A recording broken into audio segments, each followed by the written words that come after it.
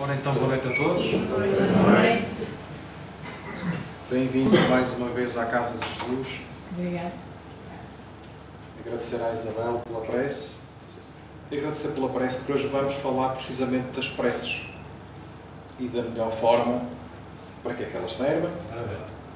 Para que é que elas servem, de que forma é que as devemos fazer. Vamos falar mais aprofundadamente do que é a prece. Não pensemos que é assim uma coisa muito ligeira, porque não é. A prece pode até curar a nós e também os outros. Neste capítulo do Evangelho, que é o capítulo 27, só lá tempo por isto. Está. Fazemos a abordagem destes pontos todos: a qualidade da prece, a eficácia da prece, a ação, a transmissão do pensamento, preces inteligíveis, da prece pelos mortos e pelos espíritos sofredores e, como sempre, as instruções dos nossos amigos falando sobre a maneira de orar e a felicidade que a prece proporciona.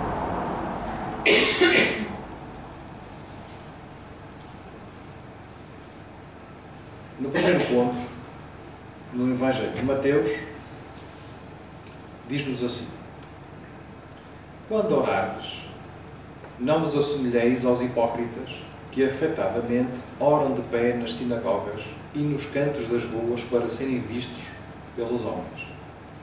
Digo-vos em verdade que eles já receberam a sua recompensa. Quando quiserdes orar, entrai para o vosso quarto e, fechada a porta, orai a vosso Pai em segredo. E o vosso Pai, que vê o que se passa em segredo, vos dará a recompensa. Não cuideis de pedir muito nas vossas preces, como fazem os pagãos, os quais imaginam que pela quantidade das palavras é que serão atendidos. Não vos torneis semelhantes a eles, porque o vosso Pai sabe do que é que tendes necessidade antes que lhe o peçais. Portanto, já vemos aqui no Evangelho que prece deverá ser feita num recolhimento mental. O facto de abordar aqui o quarto é o recolhimento mental.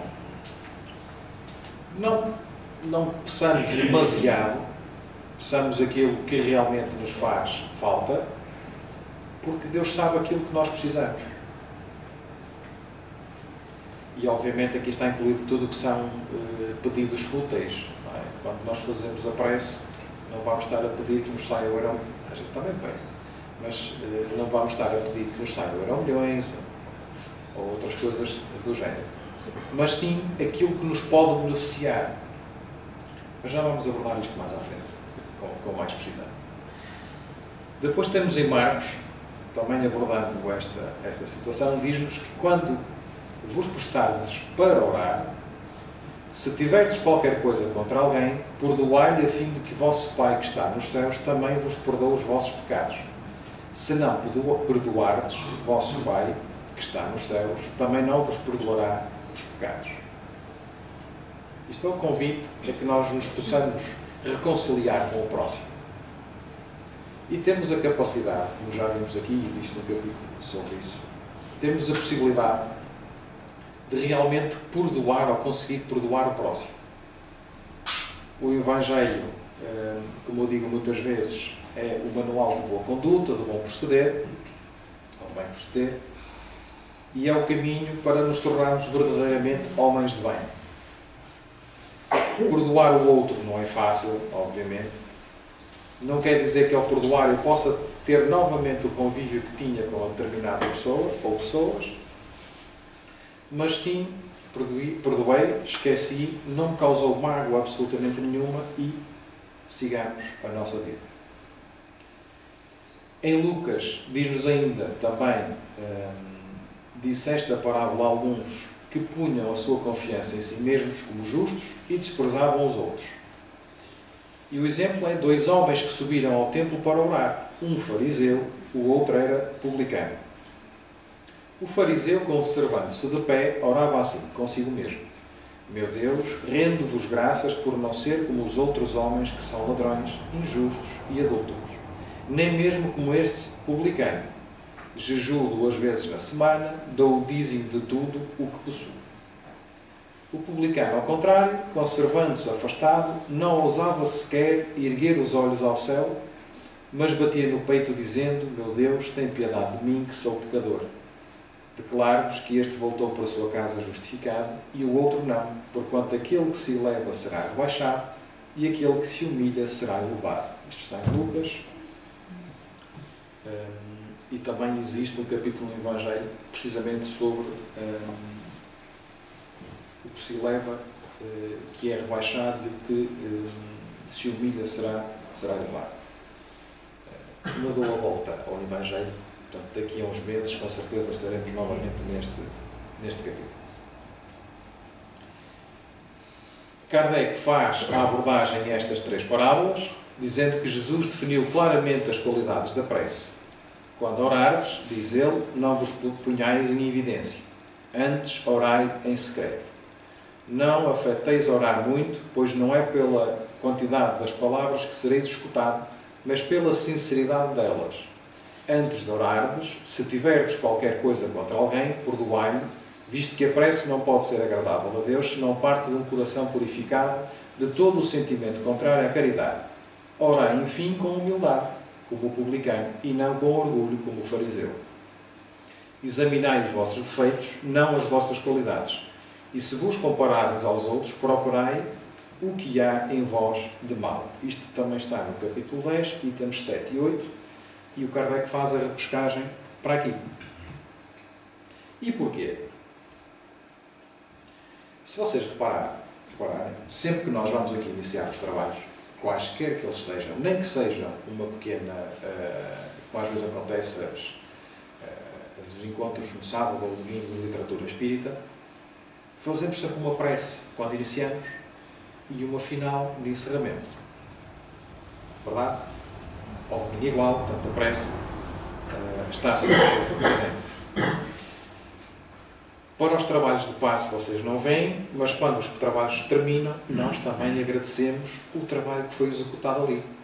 Não porque nós tivéssemos sido atuantes, somos sim partes atuantes, porque quem faz o trabalho não somos nós, como eu já vos disse, somos meros instrumentos. Quando nos deitamos, deveríamos fazer uma prece para agradecer o dia que tivemos. Passamos por situações boas, felizes, infelizes, menos boas, não gosto de dizer más, mas menos boas, mas foi uma oportunidade que tivemos. Assim como quando levantamos, e esta eu acho mesmo muito importante, porque se nós conseguimos abrir as pestanas, pôr o pezinho fora da cama, já temos que agradecer. Eu sei que às vezes nós temos situações na vida, problemas financeiros, problemas de relacionamento, problemas no trabalho, problemas com familiares, doenças, enfim, uma multidão de problemas que todos nós temos, uns mais do que outros. Mas se nós conseguirmos aproveitar esse dia, que foi hoje para mim e para vocês também, para conseguirmos fazer qualquer coisa de melhor em nós e nos outros, já teremos ganho. Então agradecemos. Temos que agradecer. Mais um dia que abri a pestana. Portanto, vou tentar fazer qualquer coisa. Às vezes não dá. Às vezes o homem velho vem ao de cima. Mas o que vale é que Deus dá-nos múltiplas oportunidades. E se nós amanhã acordarmos novamente, então agradeçamos. Porque se calhar vai ser o dia em que nós vamos conseguir fazer qualquer coisa de bem. Fazemos uma prece nos momentos felizes, momentos alegres, é mais fácil. Nos momentos de aflição e tristeza, fazemos, mas aqui há uma coisa muito importante. É que nós fazemos, mas queremos uma solução rápida. E às vezes isso não dá. E depois falta-nos a fé, porque fazemos a prece, esperamos uma solução rápida, ela não acontece e a fé ganha asas. Nós temos situações na vida pelas quais temos de passar. Que elas podem ser atenuadas? Com certeza que sim. mas nós vamos ter que passar. Então, muito se tem dito com respeito à prece, mas muito pouco ainda conhecemos sobre o seu mecanismo, o seu funcionamento. Por isso mesmo, pouco a valorizamos e, por vezes, até nos esquecemos da ferramenta que temos nas mãos. É verdade. Eu também me esqueço. Todos nós nos esquecemos. Se tivermos um dia de correria no trabalho, chegar a casa, stress, preparar a filha, no meu caso, para se deitar, passear o cão, pôr o lixo, chega à cama e eu só quero dormir. E às vezes não me lembro. Outras vezes lembro-me, saio da cama, faço a prece, às vezes a correr, e vou-me deitar. E nós esquecemos desta coisa. É que o facto de nós nos dispormos a fazer uma prece, vamos ter que fazer aquilo que nós deveríamos fazer quando chegamos ao centro espírita e no nosso decorrer da vida, que é apaziguar a nossa alma. Eu, quando chego aqui, às sextas-feiras, sento-me num sítio qualquer, não tenho um sítio específico, às vezes até fico atrás deste pilar, porque venho mais preocupado em ouvir do que propriamente estar a ver a palestra. E grande parte das vezes até estou de olhos fechados. E faço um esforço para captar e ouvir bem aquilo que o colega está a passar. Mas 10 minutos antes, normalmente eu fecho os olhos e faço uma prece. Dirijo-me ao meu anjo da guarda e peço-lhe, sei lá quantas vezes, desculpa por tanta coisa que tenha feito. E esse instante nós vamos conseguir acalmar um pouco a nossa alma. Quando nós nos dispomos. Isso começa logo a ser um dos benefícios principais da prece. Acalmar o corpo. Acalmar a alma. Sintonizarmos com o mais alto. Sintonizarmos com o nosso anjo da guarda. Vocês apercebem-se do vosso anjo da guarda durante o dia?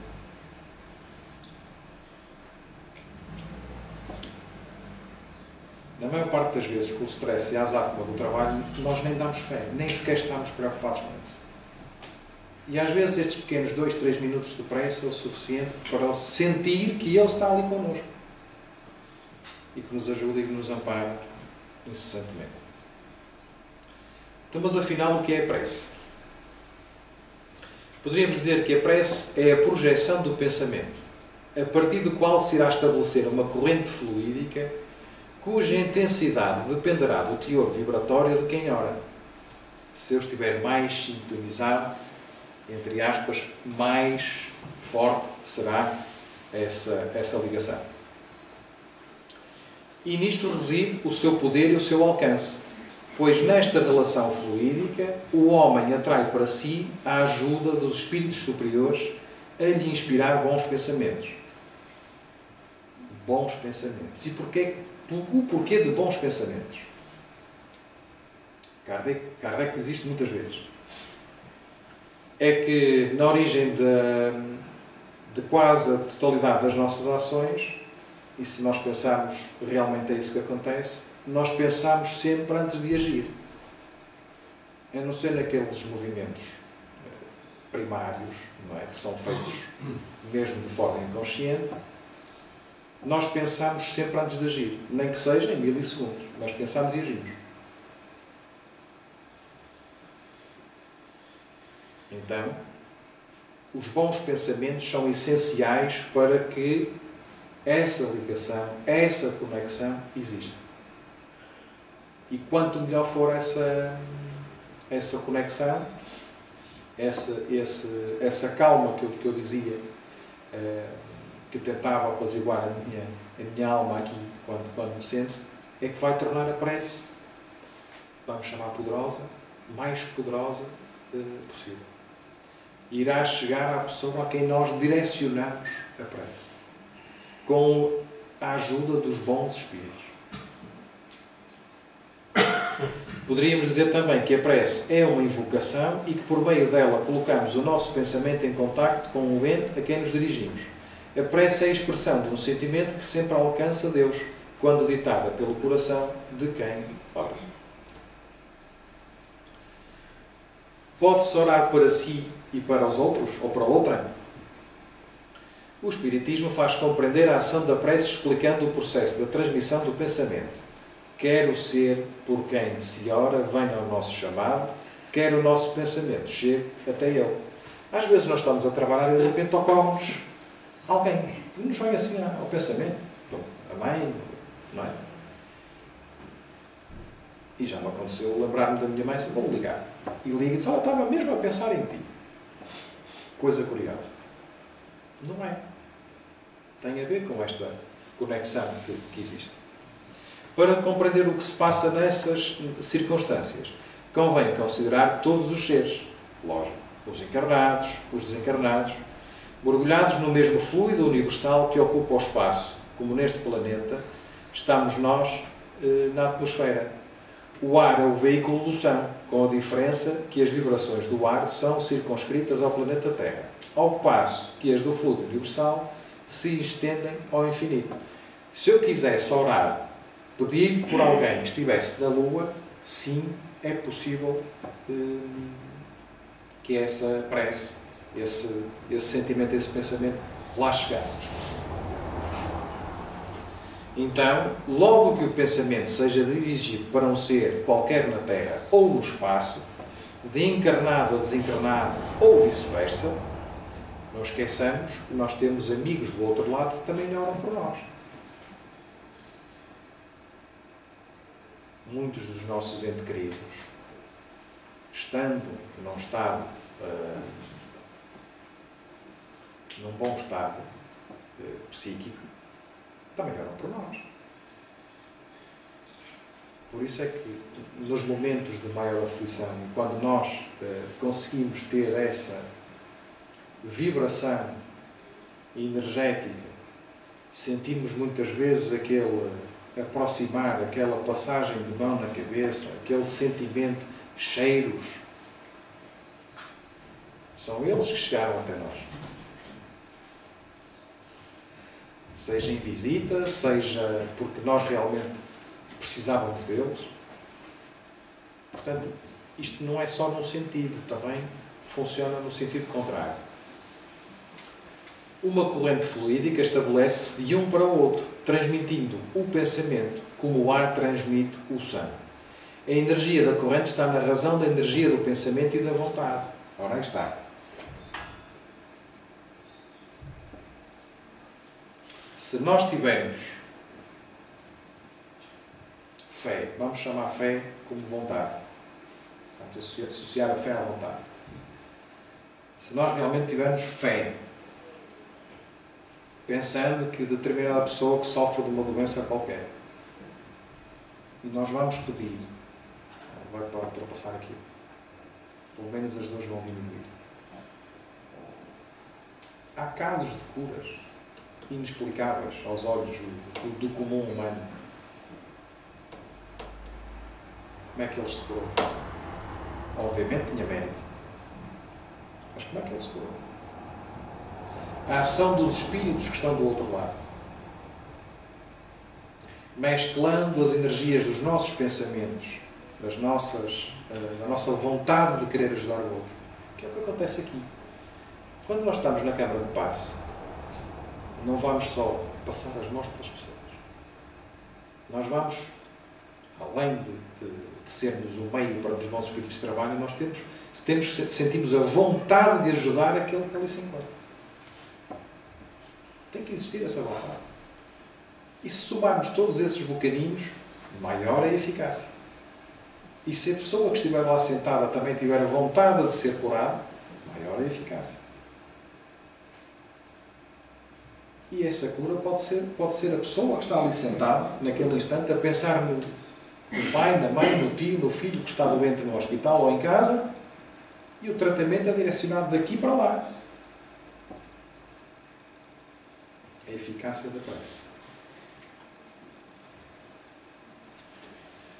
É por esse meio que a prece é ouvida pelos espíritos onde quer que estejam, que eles se comunicam entre si, que nos transmitem as suas inspirações, que as relações se estabelecem à distância, etc.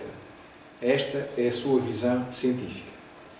E pela prece podemos fazer 3 coisas. E na questão 659, do Livro dos Espíritos, diz-nos, ou feita a pergunta, qual o caráter geral da prece? Então a prece é o ato de adoração. Orar a Deus é pensar nele, é aproximar-se dele, é pôr-se em comunicação com ele. A três coisas podemos propor-nos por meio da prece: louvar, pedir e agradecer. E nós agradecemos. Então o que é que isso significa? Louvar é enaltecer os desígnios de Deus sobre todas as coisas, aceitando como um ser supremo, causa primária de todas as coisas, bendizendo-lhe o nome. Pedir é recorrer ao Pai Todo-Poderoso em busca de luz, equilíbrio, forças, paciência, discernimento e coragem para lutar contra as forças do mal. Enfim, tudo desde que não se contrarie a lei de amor que rege e sustenta a harmonia universal.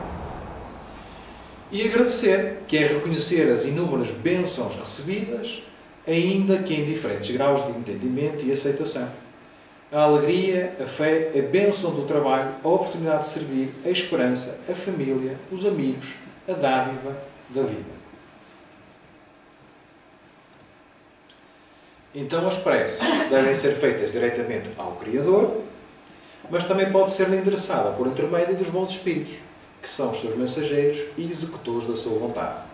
Tal como aqui nós agradecemos à nossa mentora e aos trabalhadores desta casa, que trabalham na Seara do Mestre, que é filho do nosso Pai. Quando se ora a outros seres, além de Deus, é simplesmente como a intermediários ou interlocutores, pois nada se pode obter sem a vontade de Deus. E regressando aqui ao Livro dos Espíritos, só fazer aqui uma pausa dramática como a Catarina, só para dar aqui um pouco.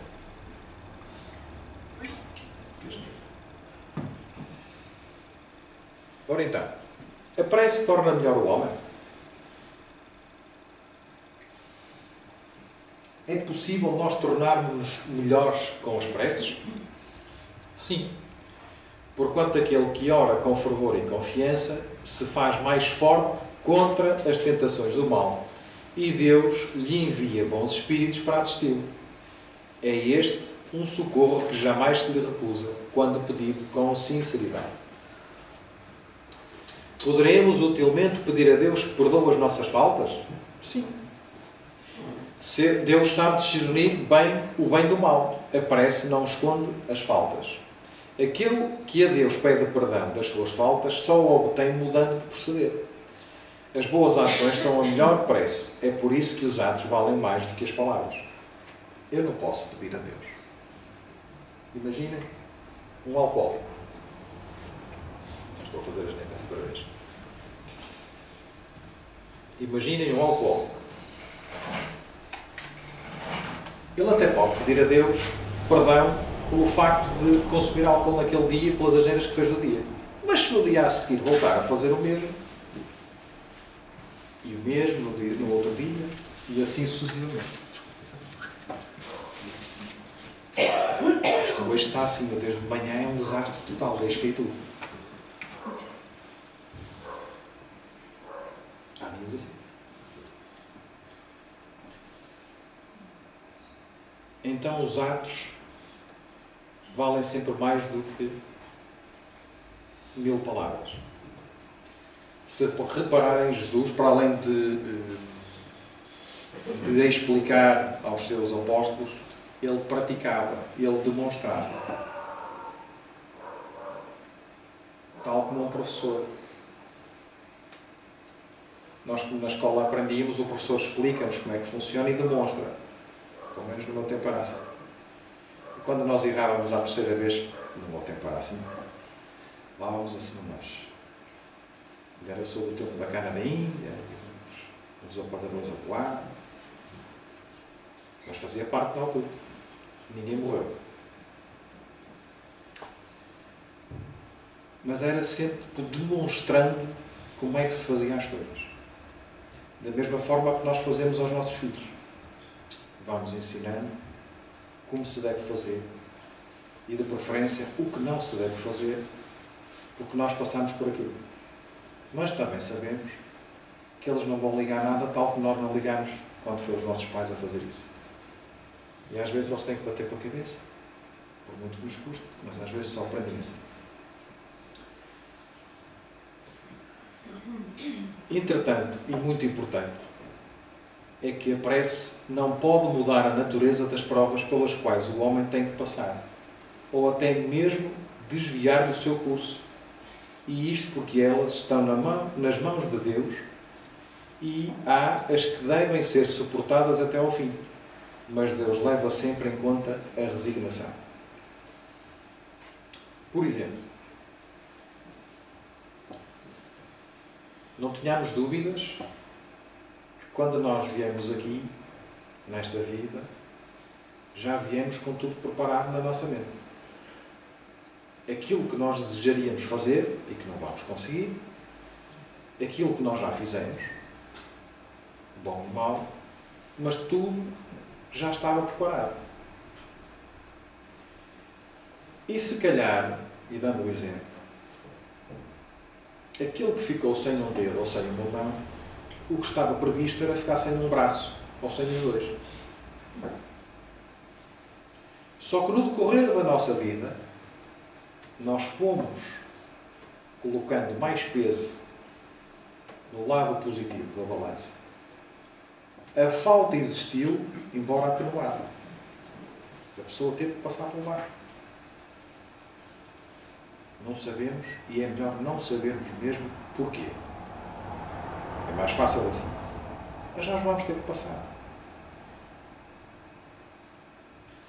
Eu tenho um cliente, eu falo tantas vezes dele, porque já falo tantas vezes com ele, não adianta.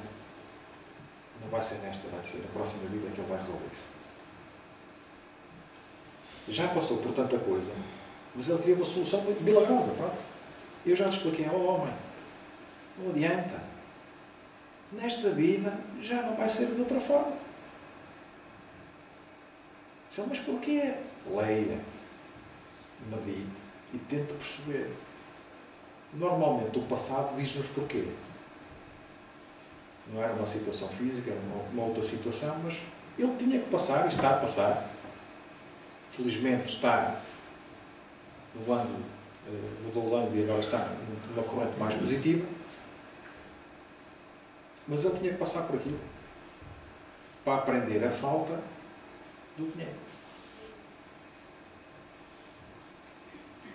As correções são feitas desta forma. De onde não vai a bem, vai a mal. Vai pela dor.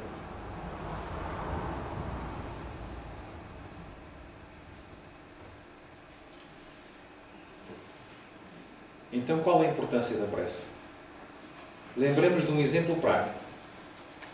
Se não limparmos periodicamente o nosso quintal, o lixo acumular-se-á, as ervas daninhas crescem e haverá proliferação de bichos.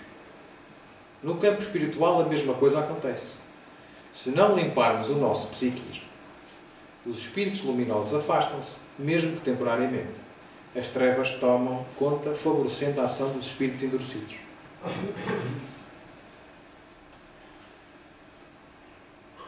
Por isso é que nós temos, para manter o equilíbrio nas nossas vidas,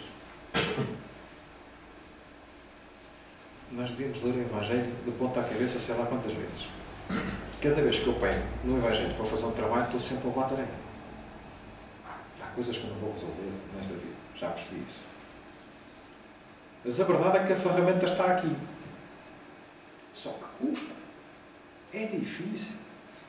Porque implica a mudança de nós próprios. Há coisas que nós temos que mudar. Só que custa.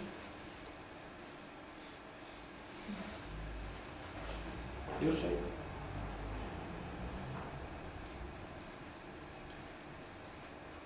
E se nós não fizermos nada para mudar esse campo vibratório, aqueles que se acercam de nós são aqueles que a gente não atinge ao sucesso. E depois corre tudo mal. A primeira coisa que nós fazemos, blasfemar contra Deus, porque Deus nos ajuda e que tudo corre mal.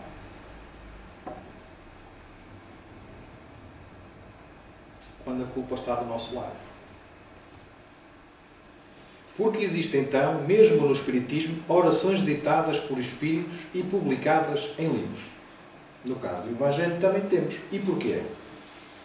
É para demonstrar-nos, para nos demonstrar como é que se faz uma prece. Está bem? O que está no Evangelho já tem alguns anos e é numa linguagem que nós não utilizamos agora. Mas serve de base para nós sabermos como fazer uma oração. Então, como diz aqui, é para ensinar aos homens a raciocinar quando se dirigem a Deus e fazê-lo não só por meio de palavras, como também pelo sentimento e com inteligência.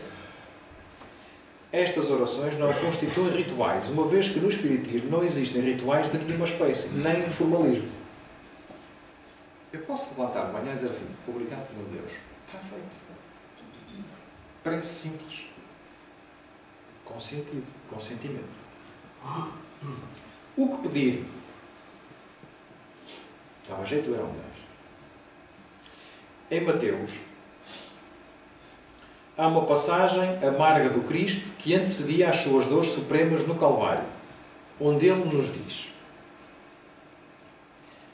Pai, se quiserdes, afasta de mim este cálice, mas acima de tudo faça-se a tua vontade e não a minha. Eu andei a pensar muito sobre isto, para tentar perceber o que é que queria dizer este cálice. E uma das coisas que eu faço quando preparo um trabalho, e este já é a terceira vez que falo sobre este capítulo, vou ouvir algumas palestras também no YouTube. Procuro sempre sites fidedignos ou casas fidedignas para filtrar aquilo que nos é importante e aquilo que não interessa. E vi lá uma coisa que me despertou muita atenção e fazia todo o sentido.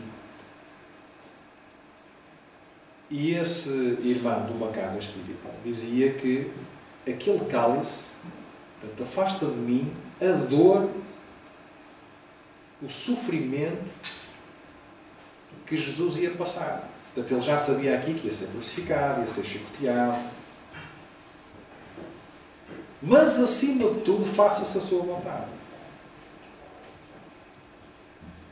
Aceitou com resignação aquilo que Deus queria. Mas diz que, se quiseres, podes tirar de mim isto.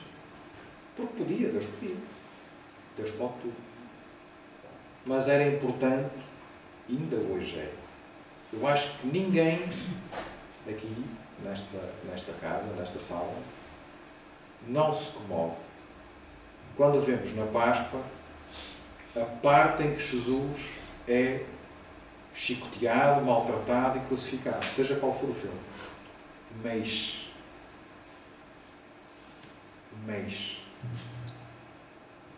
E foi com esse exemplo, porque era necessário que 2000 anos depois, com as nossas mentes mais evoluídas, tivéssemos a capacidade de perceber aquilo que nós não deveríamos fazer. E reparem que Jesus passou por tudo aquilo só porque veio ensinar o amor. E nós não sabemos o que é amar. Senão não estávamos com guerras, com atritos e com preparações, sabe-se lá de quê.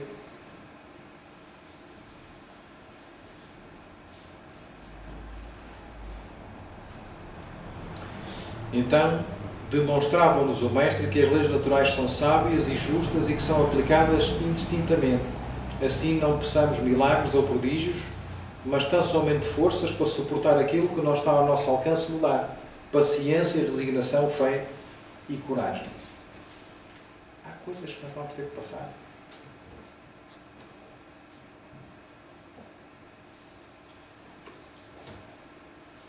Formas da prece. A prece deve ser curta e feita em segredo, no recôndito da consciência e em profunda meditação. Não tem que ser numa sala fechada.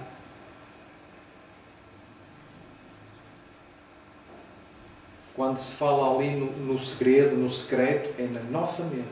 É nós conseguirmos esvaziar aquilo que tínhamos do dia e conseguir meditar e pedir com essa ligação a Deus. Preces prolongadas ou repetidas tornam-se cansativas, sonolentas e muitas vezes delas não participam o pensamento e o coração. Porquê é que ela deve ser curta? Se nós alongarmos muito, se fizermos uma prece de 10 minutos, às tantas já não nos lembramos do princípio e desviamos o pensamento para outra coisa qualquer.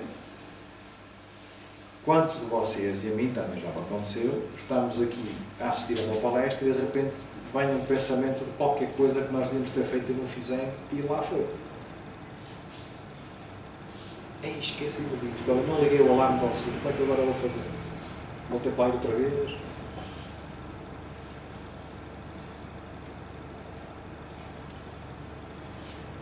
Assim, a condição da prece está no pensamento reto, podendo-se orar em qualquer lugar, a qualquer hora, a sós, em conjunto, em pé, deitado, de luz acesa ou apagada, de olhos abertos ou fechados, desde que haja o recolhimento íntimo necessário para estabelecer a sintonia harmoniosa. Eu já fiz orações na casa de banho do trabalho para não ter que espancar ninguém que era o meu colega.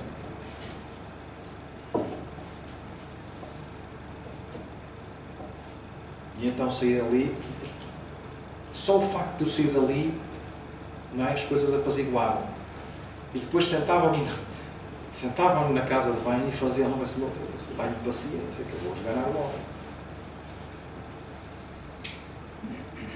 Portanto, não tem que ser num sítio específico a prece. Até enquanto caminhamos na rua e vemos um mendigo, nós podemos passar e pelo caminho estamos a pedir para aquele.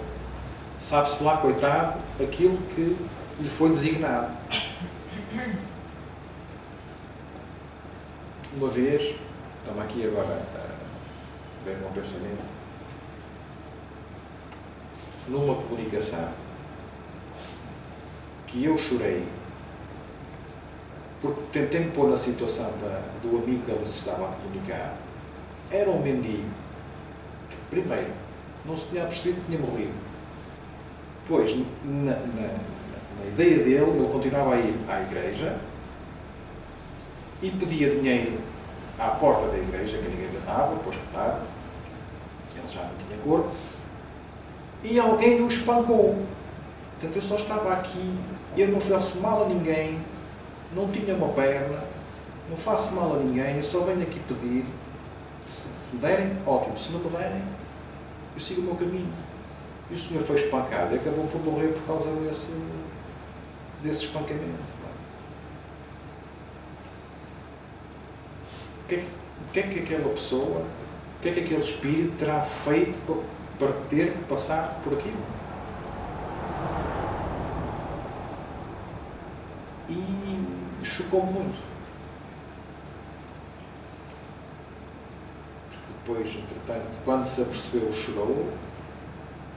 Não sabia da condição e, entretanto, foi encaminhado para onde tinha que ir.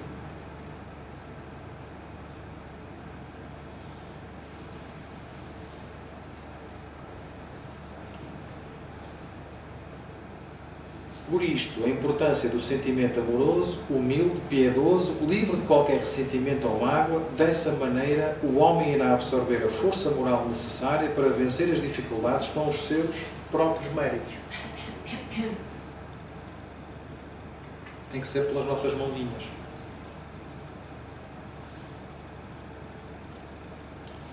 Então, se Deus conhece as nossas necessidades, qual é a utilidade de se pedir nas nossas preces?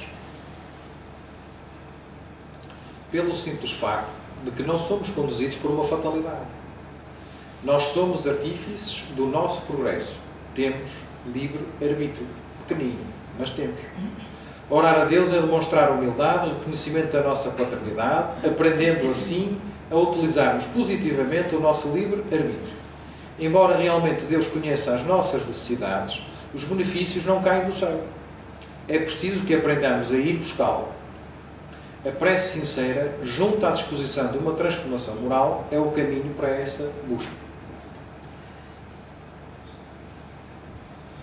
E porquê é que muitos acham que para orar é preciso uma fórmula para que funcione? Um erro. É natural. Vem da ideia que fazíamos de Deus. No começo imaginamos um Deus dentro dos fenómenos da natureza. Evoluímos e passamos a ver Deus como uma personalidade vingativa. Jesus veio e nos traz a ideia de um Deus de amor. A doutrina espírita complementa, mostrando um Deus infinito em todos os seus atributos. Não é fácil abandonarmos uma ideia que nos acompanhou durante séculos. Por isso, muitos de nós ainda está preso às fórmulas. Abençoada seja a doutrina consoladora que nos demonstra ser mais importante o que vai no coração do que as fórmulas, repetições e adorações exteriores. Está no ponto 1 e 2 do Evangelho.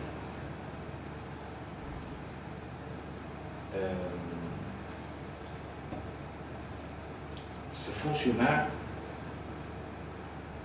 porque o que interessa é a intenção.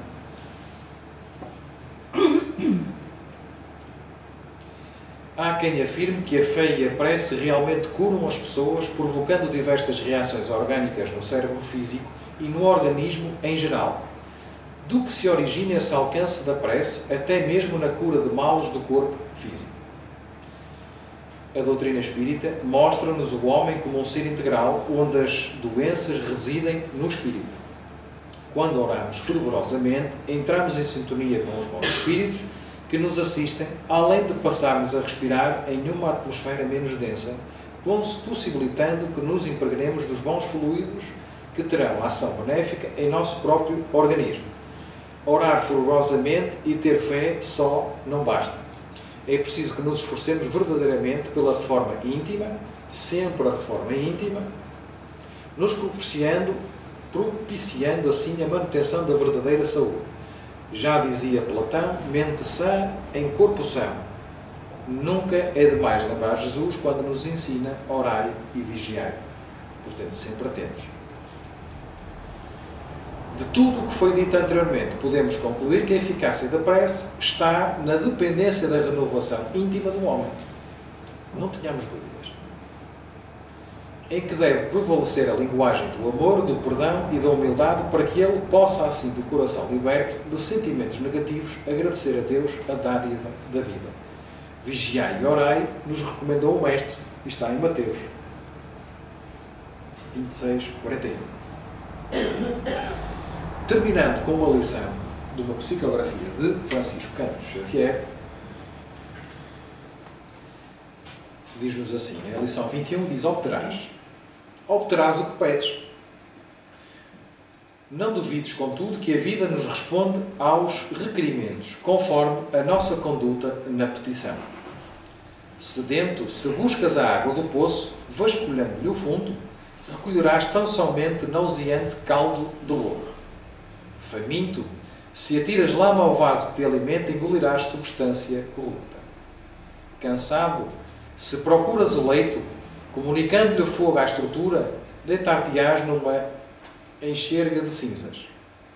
Doente, se injurias a medicação que se te aconselha, alterando-lhe as doses, prejudicarás o próprio organismo. Isso acontece porque a fonte encravada no solo é constrangida a guardar os detritos com que lhe poluem o seio. O prato é forçado a reter os resíduos que se lhes imponha à face. O colchão é impelido a desintegrar-se ao calor do incêndio. E o remédio, aplicado com desrespeito, pode exercer a ação contrária a seus fins. Ocorre o mesmo em plena analogia de circunstâncias na esfera ilimitada do espírito. Desesperado ou infeliz, desanimado ou descrente, não te valhas do irmão de que te socorres, tentando convertê-lo em cobaia para os teus caprichos, porque toda a alma é um espelho para outra alma, e teremos nos outros o reflexo de nós mesmos. Sombra projetada significa sombra de volta. Negação cultivada pressagia a colheita de negação. Se aspiras a desembaraçar-te das trevas, não desajustes a tomada humilde capaz de trazer-te a força da usina. Oferece-lhe meios simples para o trabalho certo e a luz se fará correta na lâmpada. Clareia para que te clareiem, auxilia para que te auxiliem. Estuda, servindo para que o servo, hiperatrofiado, não te resseque o coração distraído. Indaga, edificando para que a inércia te não confunda. Fortaleçamos o bem para que o bem nos encoraje. Compreendamos a luta do próximo, a fim de que o próximo nos entenda igualmente a luta. Lembra-te, pois, da eficácia da prece e ora, fazendo o melhor, para que o melhor se te faça, sem te esquecer jamais de que toda a rogativa alcança a resposta segundo o nosso justo merecimento. Isto é, Emmanuel, no livro de Legião dos Espíritos e na psicografia de Francisco Xavier. Este era o trabalho de hoje. Espero que tenhamos todos aprendido um pouco mais sobre a prece. E por falar em prece, vamos fazer uma prece.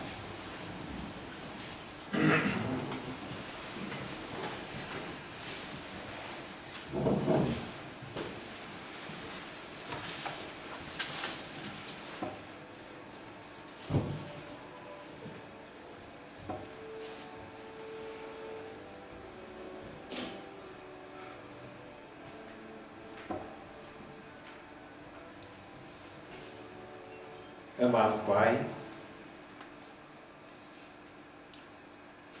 obrigado, Senhor, pela oportunidade que me deste hoje, por mais um dia, onde pude aprender com todos aqueles que me cruzei, deste e do outro lado da vida. Obrigado pelas coisas boas, pelas menos boas, por aquilo que me dás, por aquilo que não me dás.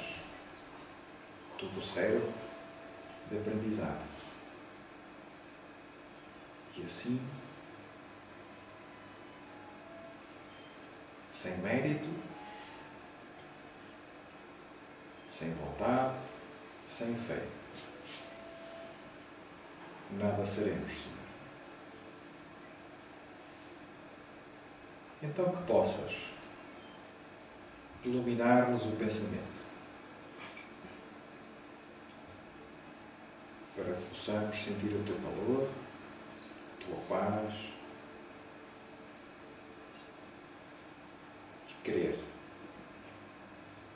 Crer que tu sempre estarás quando nós precisamos. Sempre estarás nos momentos bons e nos momentos maus.